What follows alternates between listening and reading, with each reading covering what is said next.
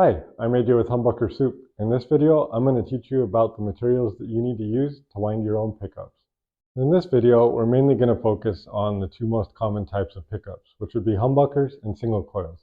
Although there are many other types, such as a P90, a rail pickup, or a mini humbucker, different things like that. So when it comes to ordering parts for a humbucker, there's a couple different ways you can go about it. Some companies offer kits that give you most, and I do mean most, of the essential parts, or you can order each part individually. So if you were to order a kit, what you would pretty much end up with is a base plate. You get some type of either plastic or wood shim, a metal spacer, two bobbins, usually a slug side and a screw side, enough slugs and screws to go in those. It should come with enough brass screws to hold the bottoms together, and a magnet. And in most cases, if you order a kit, you're going to end up with an Alnico 5 magnet. And you could always order something to replace that, or if you order all the parts yourself, you can get whatever magnet you want. So there's a few things that are missing when you want to wind a pickup. You'd be missing the actual copper wire that you need to wind it with. Sometimes they do include the lead wires. If not, I really like to use this 28 gauge silicone wire because it's very flexible and it's very easy to use with the bobbins. You're also going to need some pickup tape. So there's a thinner one that goes around the actual coils when you're done winding them. And then once you put the whole pickup together, you can use this thicker one to wrap around the whole thing. It makes it both look nice and it keeps stuff from touching your wires.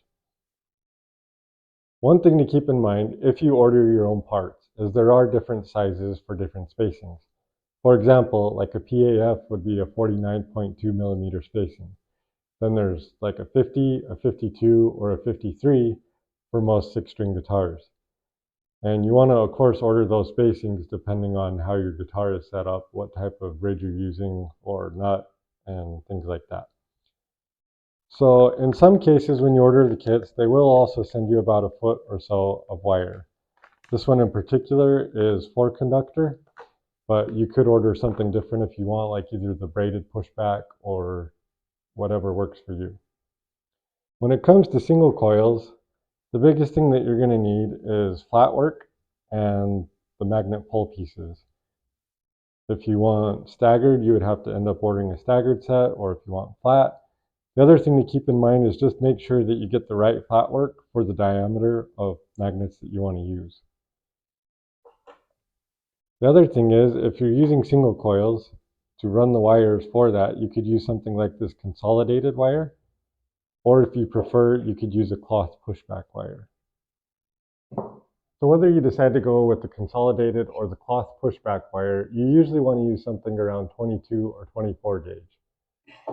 I do have a little bit of a picture diagram over here, but just so it kind of all makes sense to you.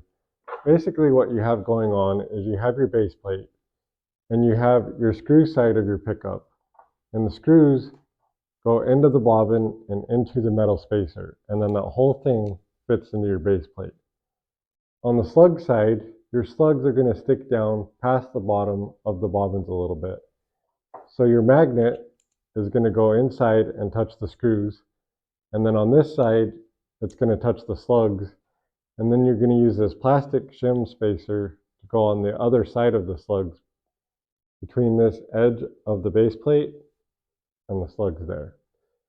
And then from there, you're going to use the brass screws that are going to go underneath, and they're actually going to screw the base plate to the bobbins and kind of hold everything together. And then from there, you have your lead wires that come out the side, which you'll be connecting to your 4-conductor wire or whatever wire you choose. So I hope this was helpful and you learned something, and we will catch you in the next one.